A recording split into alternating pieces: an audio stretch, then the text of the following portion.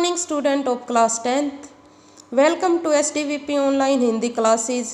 बेटा आज हम करने जा रहे हैं हमारी जो सेकंड पोएम है राम लक्ष्मण परशुराम संवाद, उसकी व्याख्या करेंगे।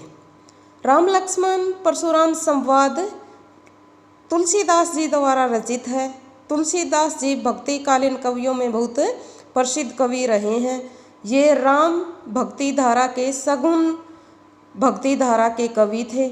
इन्होंने बहुत सारे ग्रंथों की रचना की। इनका जो प्रसिद्ध ग्रंथ है रामचरितमानस, उसके बालकांड से हमारी ये कविता ली गई है।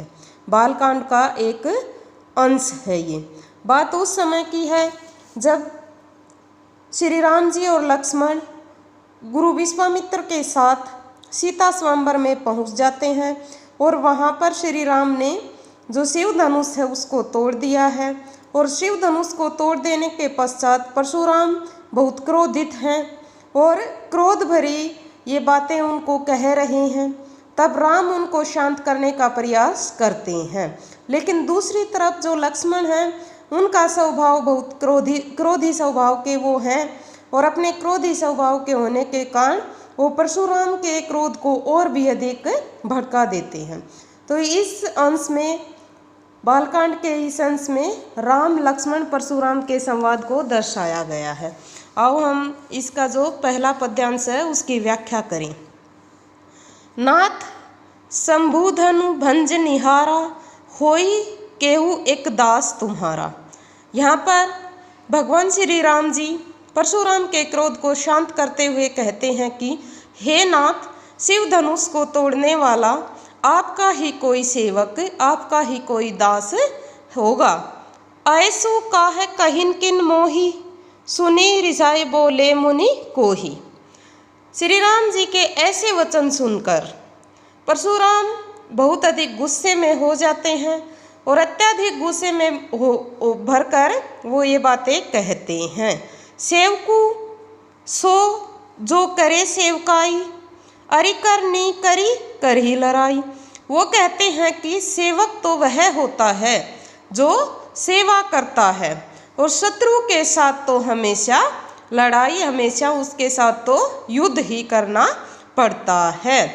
सुनेहु राम जेहि शिव धनुष तोड़ा। परशुराम जी अत्यधिक क्रोधित है और वो श्री राम को संबोधित करते हुए कहते हैं कि हे श्री राम सुनो, जिसने भी शिव धनुष तोड़ा है, सहस्र बाहु सम सो रिपु मोरा, वह तो हजारों बाहों वाले शत्रु के भांति मेरा शत्रु है। यानी कि जिसने भी श्री राम के धनुष को तोड़ा है वह सेवक नहीं हो सकता है, वह तो सहस्र बाहु भुजाओं वाला मेरा शत्रु है। सो बिल गाँव बिहाई समाजा, तो इसलिए मैं कह रहा हूँ कि जिसने भी शिव धनुष को तोड़ा है वो इस सभा से, इस समाज से अपने आप को अलग कर ले, यानी कि वो सामने आ जाए। नैते मारे जहु सब राजा, नहीं तो सारे जो राजागण हैं वो यहाँ पर उपस्थित हैं वो सब के सब मारे जाएंगे। सुनी मुनि वचन लखन मुस्काने। परशुराम के ऐसे वचन सुनकर लक्ष्मण जी मुस्कुराते हुए कहते हैं, बोले परशुधरी अवमाने। और वो परशुराम को बड़े अभिमान पूर्वक शब्द कहते हैं। वो परशुराम को क्रोधित कर देते हैं, उन्हें उनके लिए अपमान भरे शब्द वो बोलते हैं। बहु धनुई तोरी लरिकाई। लक्ष्मण जी कहते हैं कि हे मुनिवर, हमने तो बचपन में खेलते हुए ऐसे बहुत से धनु ही तोड़े हैं, यानी कि ये तो एक छोटा सा पुराना धनुष था। ऐसे धनुष को तो हमने बचपन में खेल खेल में बहुत बार तोड़ा है। कभू न असी रीस किन्हीं गोसाई।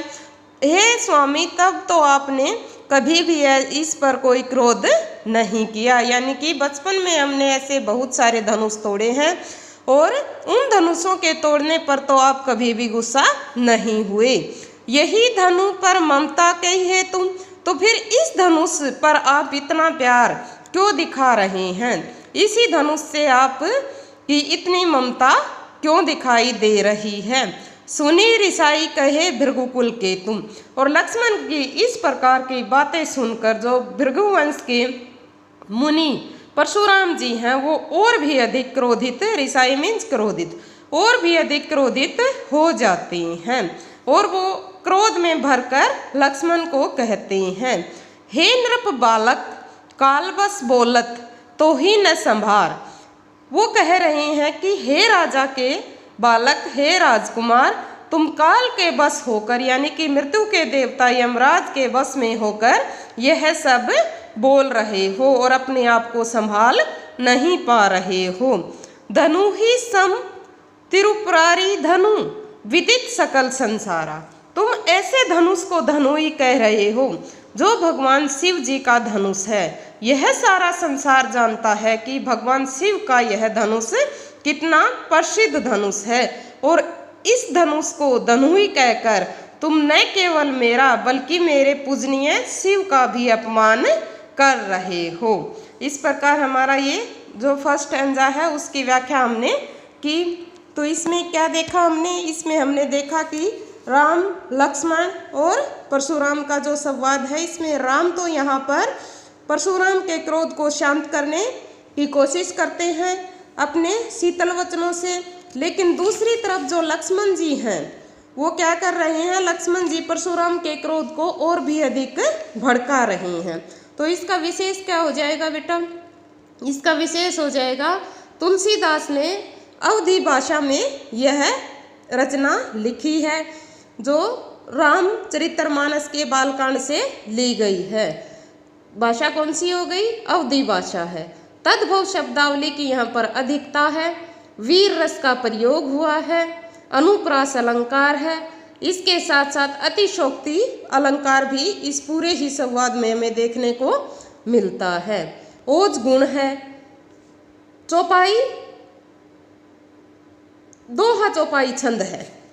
इस प्रकार ये हमारा विशेष रहा। प्रसंग क्या हो जाएगा इसका? प्रारंभ में हम इसका प्रसंग लिखेंगे। प्रसंग में क्या लिखेंगे?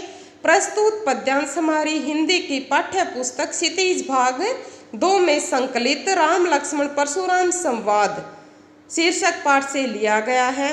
इस पाठ में के रचयिता तुलसीदास जी हैं। ये तुलसीदास जी की प्रसिद्ध रचना रामचरितमानस के बालकांड से लिया गया है और शिव धनुष तोड़ने के पश्चात, राम के द्वारा शिव धनुष तोड़ने के पश्चात जब परशुराम जी बहुत अधिक क्रोधित हो जाते हैं और वो सभा में पधारते हैं, तो उस समय का यहाँ पर यह वृत्तांत है।